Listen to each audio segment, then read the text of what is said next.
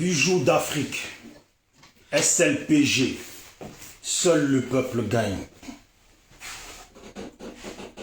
Salut à tout le monde, salut à tout le monde. C'est votre frère Bijoux d'Afrique, du SLPG, seul le peuple gagne. Voilà. Nous sommes ensemble comme d'habitude. Nous sommes ensemble comme d'habitude. Salut à tous. Salut champion. Je t'ai vu là, un débardeur. Hein? Salut à tous. J'espère que vous allez bien. C'est toujours et toujours votre frère Bijoux d'Afrique. Du SLPG, seul le peuple gagne. Voilà. Du SLPG, seul le peuple gagne. Voilà. C'est important. Moi, les vidéos, si j'en fais pas tout le temps, excusez-moi, mais quand je pense que je suis pas trop inspiré, ça ne sert à rien que je me force à faire une vidéo pour parler de quoi. Voilà. Il faut savoir quand même de quoi parler pour s'obliger à faire une vidéo. Donc, j'espère que vous allez bien. J'espère que vos familles vont bien. J'espère que la journée a été. J'espère que le week-end a été. J'espère que la semaine commence à bien se terminer. Voilà. Donc, l'objectif est toujours la même chose. Parler des nôtres, parler de l'Afrique, parler de la Côte d'Ivoire, parler de tous ceux qui vont aux législatives. Vous savez, même avant-hier, je voulais faire la vidéo pour parler de ça, mais j'ai réfléchi, je me suis dit. Hier aussi, je voulais faire la vidéo, j'ai réfléchi, je me suis dit. Et là, aujourd'hui, je me dis quand même, il est bon de parler de ça. Il est bon de parler de ça. Il est bon de mettre le point sur ces sujets-là. Parce qu'aujourd'hui, au niveau de la Côte d'Ivoire, on a l'impression que plus on parle, on dénonce les législatives. Et vous savez, pour ceux qui observent un peu ce qui se passe, plus on parle des législatives et plus on voit des rats des égouts qui sortent comme ça. Et d'un coup, on les voit tous, ils sont candidats. Des rats des égouts. En fait, nous dénonçons, au mieux, nous essayons de dire à la population de ne pas suivre les gens qui vont aux législatives parce que ils ont annoncé des choses sur lesquelles nous, dans notre tête, on est resté. Sur lesquelles on veut que les Ivoiriens restent. Donc, sur lesquels on veut que les Ivoiriens restent. Ces gens-là ne peuvent pas trahir la conscience des gens. On dit toujours, si toi-même tu ne te respectes pas, c'est les gens qui vont se foutre de ton intelligence. À savoir déjà si toi-même tu te considères intelligent à ton niveau. À savoir si toi-même tu te considères déjà intelligent à ton niveau. Parce qu'il y a des gens qui confondent les choses. Entre tout ce qui est dû à la lecture et tout ce qui est dû à l'intelligence naturelle, il n'y a pas photo. L'intelligence naturelle prend toujours le dessus sur l'intelligence de la lecture. Parce que d'abord, même pour mettre les choses en lecture, il faut d'abord avoir l'intelligence naturelle. Il faut d'abord avoir cette ouverture d'esprit. Pourquoi beaucoup de gens arrivent facilement à proposer des options de développement au niveau de l'Afrique? C'est parce que ces gens-là ont déjà la vision de l'intelligence naturelle, la grandeur de l'intelligence naturelle. Nous sommes conscients qu'en Afrique, il manque des choses qu'on doit pouvoir faire. Ça m'a fait beaucoup plaisir. Et pour ceux qui sont connectés, si vous pouvez partager la vidéo, ça serait bien. Ça m'a fait beaucoup plaisir, mais vraiment plaisir. J'ai écouté une vidéo du président Patrick Talon, je crois que c'est ça, du Bénin. Il parlait aux musulmans et il a fait un peu le tour des choses en disant que il y a des secteurs de l'Afrique où tout est organisé. Les gens sont bien alignés. En fait, tout est organisé, tout est stable. Et il y a des secteurs, c'est du foutoir, c'est le bordel. Personne ne respecte rien. Les gens font ce qu'ils veulent. Les gens font ce qu'ils veulent. Aujourd'hui, ils ont envie de pisser devant ta porte, ils pissent devant ta porte. Même s'ils pourraient pisser dans un coin à côté pour que ça fasse discret. Ils font comme ils veulent. Voilà pourquoi l'Afrique n'avance pas. Voilà pourquoi on n'obtient pas le développement au niveau de l'Afrique. Pourquoi? Parce que certains, ils se permettent ce qu'ils veulent. Pour eux, là, développement, même se faire discret devant les autres, là, ça ne les intéresse pas. Pour eux, il n'y a que eux, et ils font ce qu'ils veulent. Ils ne veulent rien respecter, ni la justice, ni rien. À savoir que tout est en place pour rien. Tout est en place pour rien. Franchement, tout mon respect à ce monsieur, même de toute façon, depuis qu'il est venu au pouvoir, c'est quelqu'un qui me plaît beaucoup. Voilà.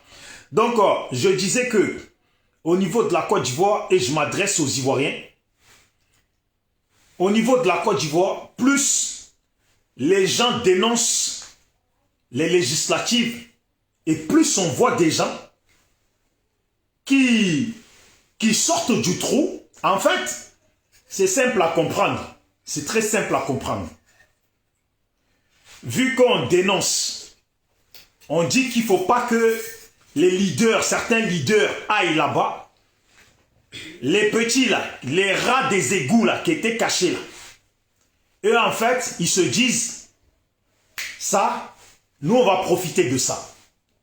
Voilà. En fait, ils se disent, bon, vu que les grands ils y vont pas, ça, nous on va profiter de ça. Alors ils sortent tous ils sortent tous de leur trou à rats et ils se présentent en tant que candidats aux législatives. Ils comptent blaguer nos parents dans les villages. Ils comptent blaguer les gens. Salut Jimia, j'espère que tu vas bien. Cannibal SLPG, salut à vous tous. Voilà, pour ceux qui sont connectés, si vous pouvez partager la vidéo, ça serait bien. Voilà. Donc il faut mettre le point parce que ces gens-là, en fait, comme nous, on a déjà averti les nôtres en disant, si les gens du FPI viennent, il ne faut pas les voter. Si les gens de PDCI viennent, il ne faut pas les suivre. Si les gens du COGEP viennent, il ne faut pas les suivre. Si les gens de EDS, si les gens de tant viennent, il ne faut pas les voter. Alors, les petits malins là, ils se disent, bon, nous, on va aller se présenter et nous, on va faire comprendre que nous, comme nous, c'est chez nous, les gens de chez nous vont nous suivre. Mais on dit, ils ont tiré à terre. Voilà. Ça s'appelle, ils ont tiré à terre. Voilà. Et nous, là, on ne va pas laisser faire ça. Moi, j'ai déjà appelé dans mon village. Moi, ce qui me plaît chez moi, c'est que quand je parle là, c'est parce que de mon côté, j'ai fait pour moi. J'ai appelé les gens de mon village pour leur dire, depuis qu'on dénonce qu'il ne faut pas suivre ces partis politiques connus, parce qu'ils se foutent de la gueule de tout le monde, tous les autres, oui, ma jolie poupée, j'espère que tu vas bien. Je vois qu'en ce moment, tu te fais beaucoup masser. J'espère que tout va mieux ou ça va aller mieux, j'espère. J'espère que tu n'as rien de grave.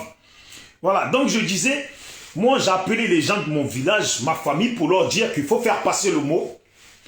Tous ceux qui se lèvent là dans le village ou dans les villages pour dire qu'ils vont aux législatives là, en tout cas vous qui êtes de ma famille là, il ne faut pas les suivre. Voilà, vous qui êtes de ma famille, il ne faut pas les suivre. Patrick Gladon, salut à toi champion, tu es toujours là, tu es un 10. Voilà, donc moi j'ai dit aux gens de ma famille, il ne faut pas les suivre. Ils peuvent aller manipuler d'autres personnes, mais ne vous laissez pas manipuler. Point barre. Parce que, c'est pas parce que j'appelle les gens des gens du village que tous vont m'écouter. Vous le savez très bien comment ça marche. Vous le savez très bien comment ça marche. Et je dis en fait, j'ai écouté une vidéo de dessin animé où il y a un mec qui a intervenu qui disait que les intellectuels africains sont des gens qui rentrent dans les moules, qui sont des suiveurs. Oui, Ouattara, comment tu vas? David Soro, bonsoir champion. Il dit que les intellectuels sont des gens qui sont des suiveurs. Mais, et que les intellectuels ne sont pas des gens qui vont aller au combat ou affronter les gens, en tout cas un truc comme ça. J'ai écouté, je me dis, mais attention. Si les intellectuels rentrent dans les moules, sont des suiveurs, la population alors c'est quoi? quel est maintenant le rôle de la population si les intellectuels eux-mêmes sont des gens qui sont des incapables qui rentrent dans des moules? Il faut savoir de quoi on parle au niveau de l'Afrique. Voilà pourquoi je tiens à ce que les nôtres se réveillent. Les politiciens, d'après eux, ils se considèrent politiciens. Mais est-ce parce que vous avez trop fréquenté en Europe? Ça me plaît beaucoup. Il y a une chose qui me plaît beaucoup chez les politiciens africains. Quand tu les écoutes, oui, j'ai validé mon master à la Sorbonne de Paris, j'ai validé mon doctorat à tel endroit, j'ai validé mon truc ici en Afrique. Mais oh, vos doctorats ou masters que vous avez validés ici en Occident, là, de un, on n'en a rien à foutre. Voilà, de un, on n'en a rien à foutre. Parce qu'à longueur de temps, vous n'avez que étudié des choses qui ne concernent que l'Europe, la France, l'Occident. Voilà, on n'en a rien à foutre.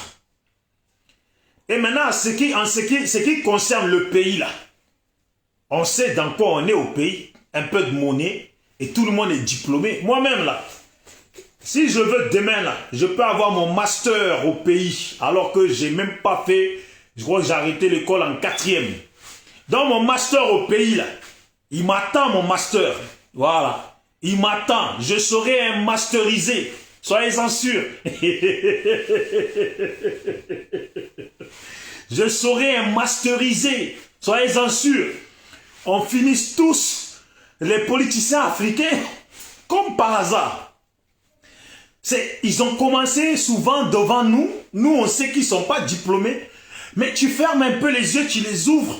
Tu apprends qu'il a master, il a fait l'ENA. Non, des comédiens finis. Essayez de faire de la politique en étant sage. Essayez de faire de la politique en vous concentrant sur votre pays. Essayez de faire de la politique en vous concentrant vraiment réellement sur votre société. Vos diplômes là, on n'en a rien à foutre. Nos parents ne sont pas diplômés et ils travaillent le pays. Nos parents ne sont pas diplômés et ils travaillent dans les champs. Nos parents ne sont pas diplômés et ils réparent des voitures dans le pays. Nos parents ne sont pas diplômés. Nos frères ne sont pas diplômés. Nos sœurs ne sont pas diplômées. Nos mamans ne sont pas diplômées. Elles travaillent dans le pays concrètement. Elles travaillent. Mieux que vous qui avez fait l'ENA, vous qui avez fait Sorbonne, vous qui venez nous bavarder, mais pour des gens qui ont fait des études, comment on peut comprendre que des gens qui ont fait des études, puissent laisser leur pays dans la poussière? Moi, je peux comprendre que le vieux d'Abidjan, qui s'est levé, qui connaît que la sagesse naturelle, la sagesse de on se comprend, on essaye de trouver un terrain d'entente. Et ceux qui ont fait les études, là. Mais d'abord, quand tu ouvres un bouquin, le décor même qui est dans le bouquin te fait comprendre comment améliorer ton quotidien. Pour ceux qui ont fait un peu, on va dire même de l'école primaire, quand tu ouvres un bouquin, le décor qui est dedans est un décor propre. Voilà. Quand tu ouvres des bouquins, les décors qui sont dedans sont des décors propres. Quand tu lis des livres, tous ceux qui ont écrit des livres, même quand tu lis, tu comprends que ces personnes-là ont eu des choses auxquelles ils ont fait face, qui doivent normalement t'amener à développer ta société. Comment des diplômés qui ont fait l'ENA, qui ont fait Sorbonne, qui ont fait tout ça, peuvent laisser leur pays dans la poussière, peuvent laisser leur pays dans la saleté? Comment des gens qui ont fait l'ENA, qui ont fait la Sorbonne, peuvent laisser les écoles de leur pays avec des livres qui datent de la création du monde? Comment des gens qui ont fait l'ENA, qui ont fait Sorbonne, peuvent laisser on va dire, on va dire des écoles dégueulasses dans leur pays. Comment des gens qu'on fait l'ENA, qu'on fait Sorbonne, peuvent-ils accepter que les écoles de chez eux soient aussi honteuses? Comment ils peuvent accepter que des enfants de leur pays aillent à l'école avec des kakis déchirés? Comment ils peuvent accepter que les écoles de chez eux ne sont pas jusqu'à aujourd'hui des écoles qui créent des champions? Des écoles qui créent des champions. Comment on peut accepter ça? Moi, je n'ai pas fait l'ENA, mais je le sais que si Dieu me le permet, je ne peux même pas, déjà même c'est la honte pour moi. Genre, je suis dans la politique, j'ai les moyens. Les écoles de mon village vont ressembler à une maison, une maisonnette qu'on fait dans les champs, que nos parents ils font au milieu des champs, pour que quand ils vont cultiver là, ils ont un peu leur petit truc dedans, ils mangent. Comment on peut accepter ça? Mais attendez, combien ça coûte même en Afrique pour construire une école? Cimenter une école avec des briques. Une école avec des briques. Avec des tables bien propres. Quand on ne peut pas faire des bancs en bois neuf. Mais c'est en Afrique qu'il y a le bois. Comment on peut comprendre qu'en Afrique, des écoles sont pourries? Mais c'est en Afrique qu'il y a les arbres, c'est en Afrique qu'il y a le bois. Comment on peut comprendre qu'en Afrique, quelle honte! Tu vas dans certains secteurs, des écoles, il n'y a même pas de banc pour les petits. Il n'y a même pas de banc pour les petits. Mais comment les Africains, même nous tous, comment nous tous les Africains, on peut accepter? Parce que ça commence de nos villages, parce que chacun d'entre nous là, on a tous nos villages. Comment on peut accepter, nous, que des écoles dans nos villages à nous, je n'ai pas dit ailleurs, dans nos villages à nous, soient pourries, soient sales? Mais quelle est la fierté? Quelle est la fierté que vous, mes frères, mes soeurs, mes parents, quelle est la fierté que vous prenez ou vous emportez avec vous en quittant le village?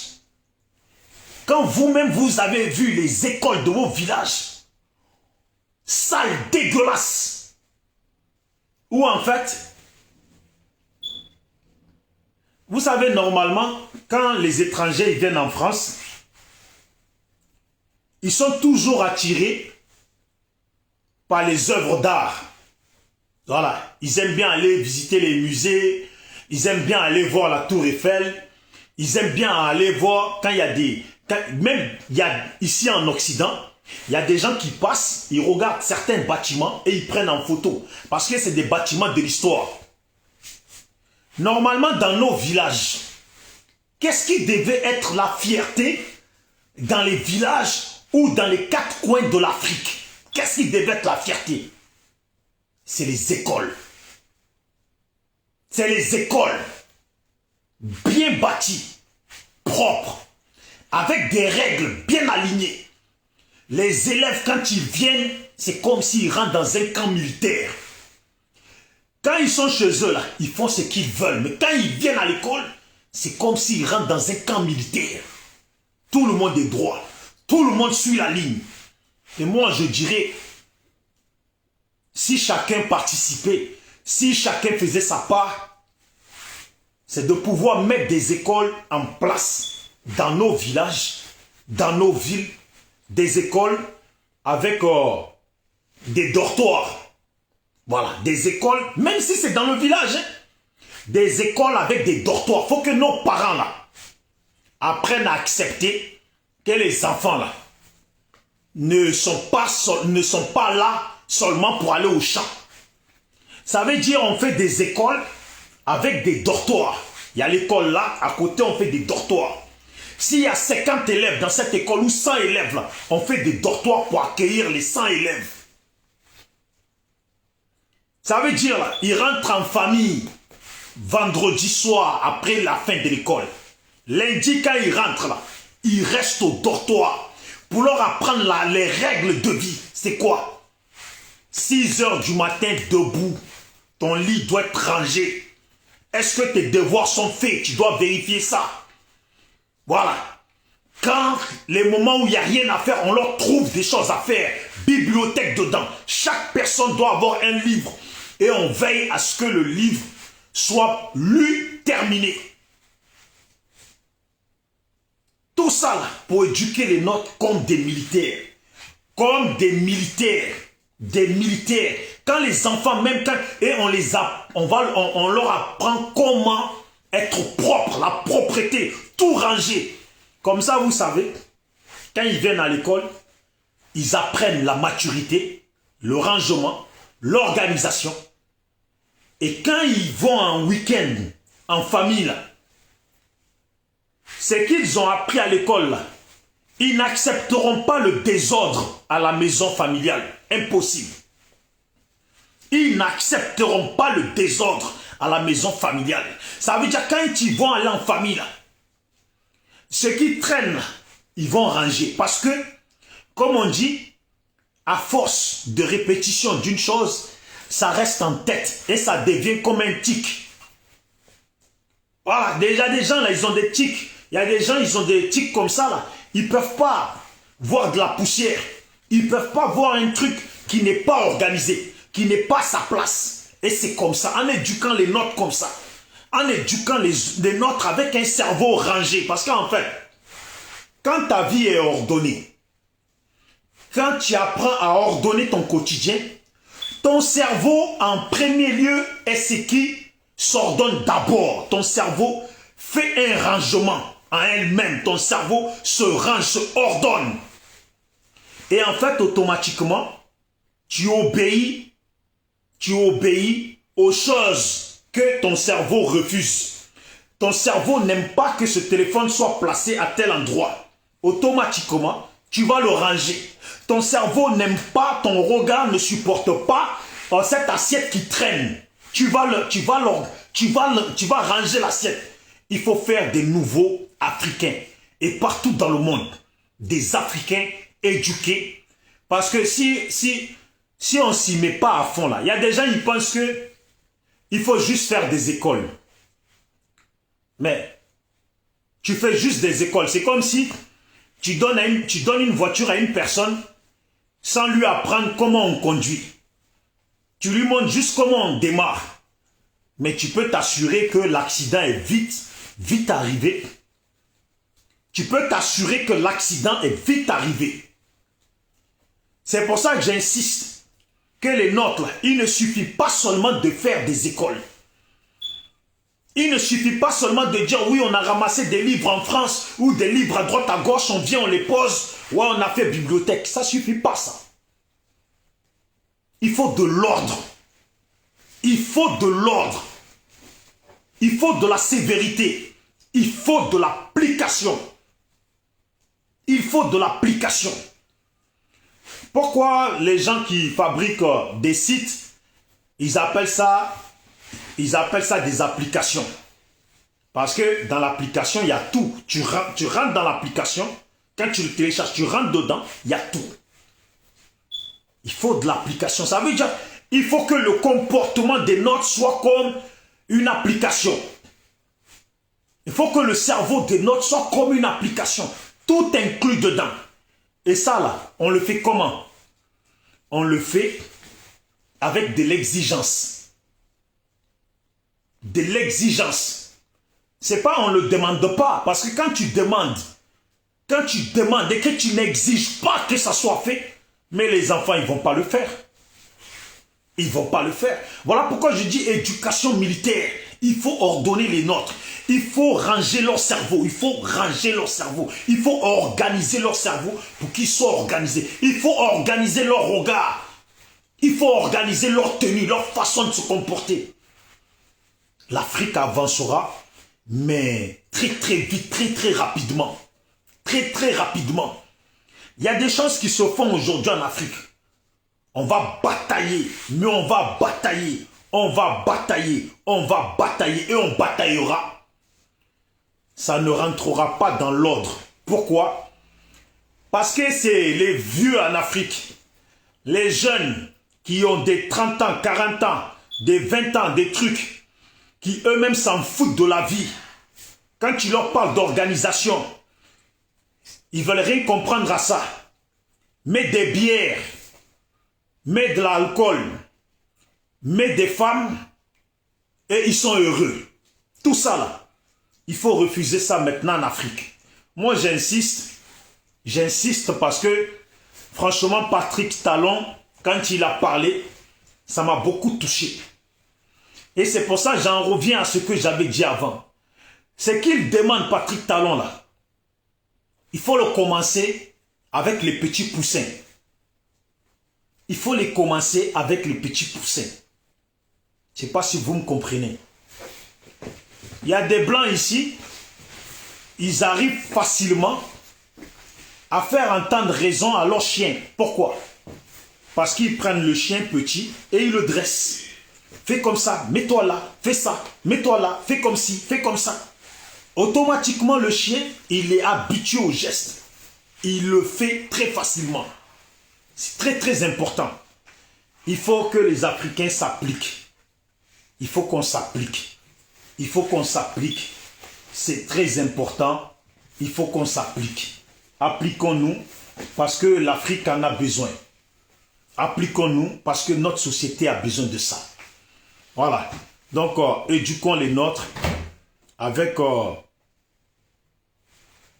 de la motivation et pour avoir le but final, tout ce qui est concrétisation. Éduquons les nôtres dès petits et on va obtenir l'Afrique que nous voulons. Les Noirs que nous voulons. Les Noirs éduqués, les Noirs qui n'aiment plus le désordre, les Noirs qui aiment bien quand tout est rangé, les Noirs qui aiment bien quand tout est organisé, les Noirs qui ne vont plus accepter qu'on leur marche dessus. Organise les tiens. Organise les tiens et tu verras que plus personne ne marchera sur eux. Organise les tiens et tu verras que ce que nous on a accepté, ce que les anciens ont accepté, ce que d'autres acceptent aujourd'hui là, je vous jure que la jeunesse organisée, le futur africain organisé ne l'acceptera pas. Ne l'acceptera pas.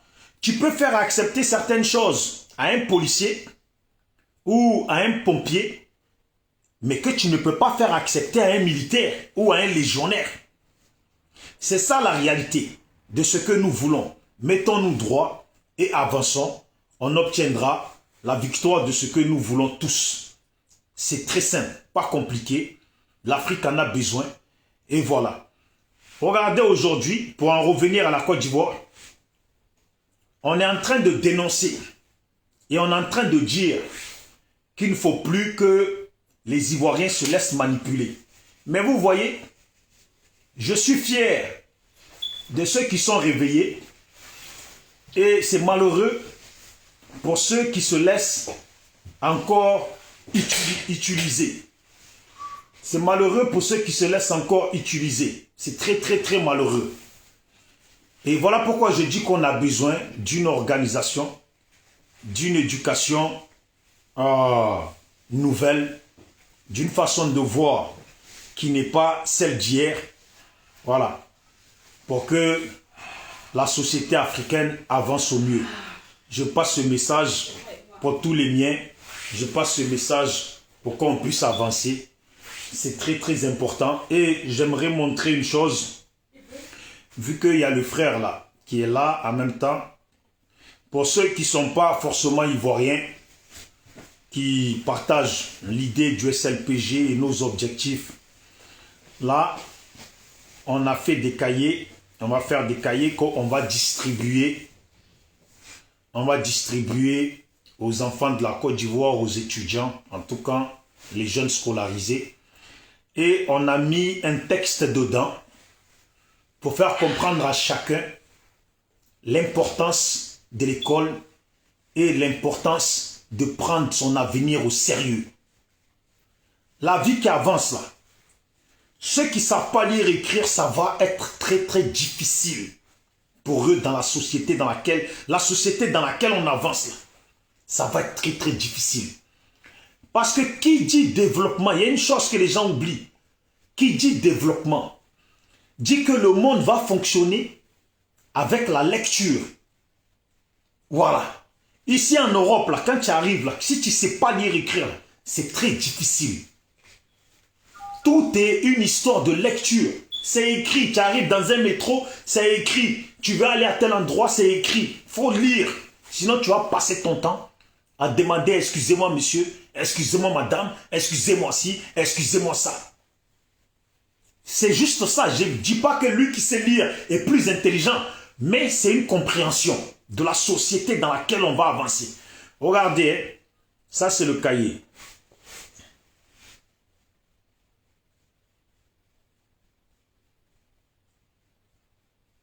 Vous voyez le texte?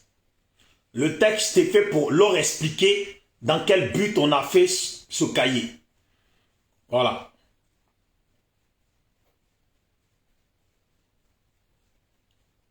Regardez. Vous voyez? Là, il y a le logo SLPG. D'un côté à un autre. Vous voyez? Voilà. Vous voyez? Ça, c'est fait pour notre participation à l'avenir des nôtres. On pourrait acheter des sacs de riz comme le font certains. Oui, ça nourrit quelques jours, ça remplit le ventre quelques jours, si ça remplit quelques jours.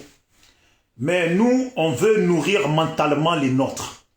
On veut nourrir mentalement les nôtres. Que les nôtres y gagnent. Les cahiers qu'on est en train de faire là, c'est de l'argent que ça nous coûte. Et pourtant, on va les donner gratuitement. C'est notre participation. C'est notre participation. On pourrait faire des cahiers, acheter des cahiers, les donner comme ça. Non. On fait les cahiers, on a mis notre logo dessus, SLPG, seul le peuple gagne, et on a mis un texte. On a mis un texte pour faire comprendre aux Africains, aux nôtres, aux jeunes qui savent lire et écrire, en tout cas, et ceux qui vont aller à l'école, l'importance de savoir lire pour ne pas être à la merci de quelqu'un d'autre. Parce que quand tu ne sais pas lire, tu fais quoi? Ta vie est toujours dans les mains d'un autre. Quand quelqu'un t'écrit un courrier, tu as toujours besoin de quelqu'un pour le lire. Peut-être qu'il y avait des choses que toi seul tu dois savoir, mais l'autre même il le sait avant toi. Et s'il veut là, si peut-être ce qui est écrit dedans là, c'est des gains, que c'est écrit là où toi tu peux aller trouver ces gains là, lui peut te raconter une autre histoire et aller ramasser ton gain. C'est très important. On a fait la banderole SLPG. On a fait les t-shirts SLPG. Maintenant, on fait des cahiers SLPG avec un texte dedans. Et j'aimerais, j'insiste, je le remontre pour que chacun vraiment, vous voyez.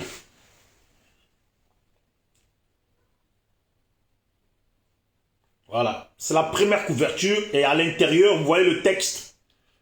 Voilà. La personne qui veut recevoir ce texte-là, il me dit, je peux lui envoyer capture image de la partie. Comme ça, il lit pour voir un peu l'idée dans laquelle on a fait ça. Voilà. SLPG toujours. La vie continue. Si on peut encourager les nôtres, on le fera. Voilà. Donc, la personne qui aimerait recevoir le texte, il me dit en inbox et je lui envoie. Il est là le texte. Voilà. Et comme ça, au moins, il le lit un peu. C'est notre truc. Et on invite tous ceux qui veulent nous aider. Tous ceux qui veulent nous aider. Parce que, vous voyez, on n'a rien demandé, on l'a fait. Et on va les distribuer. Tous ceux qui veulent nous aider dans le sens de l'Afrique, dans le sens de notre continent, de nos pays, ces cahiers-là, on peut en faire encore nombreux avec l'aide de tout le monde.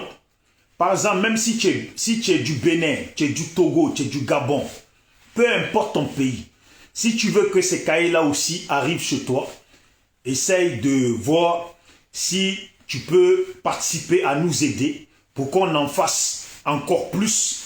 Là, on va en faire 1000. 1000 partagés dans les collèges et lycées, écoles primaires de la Côte d'Ivoire. On en fera encore pour partager encore plus dans des coins reculés pour que ce cahier-là se retrouve un peu de partout et que chaque jeune puisse lire. Parce que l'importance de ce cahier, c'est le texte qui est dedans. Voilà. Et bien sûr, on pense aussi à en faire pour que ça arrive aussi dans les autres pays. C'est important. Chacun doit participer. Chacun, nous, on ne cherche pas à vivre derrière l'argent de quelqu'un. Mais si la personne peut participer à ce qu'on fasse de 1000 cahiers. Bon, les 1000 cahiers ils sont en train d'être faits là.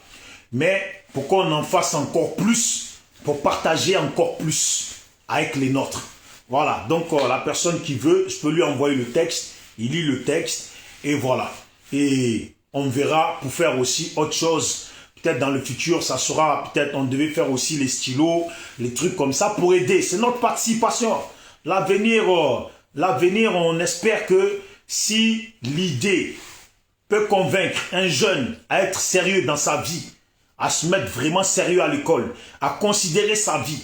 Parce que on met quand même le doigt sur le fait que l'Afrique aujourd'hui est en retard parce que beaucoup d'Africains ont beaucoup négligé l'Afrique et ont beaucoup négligé leur propre vie.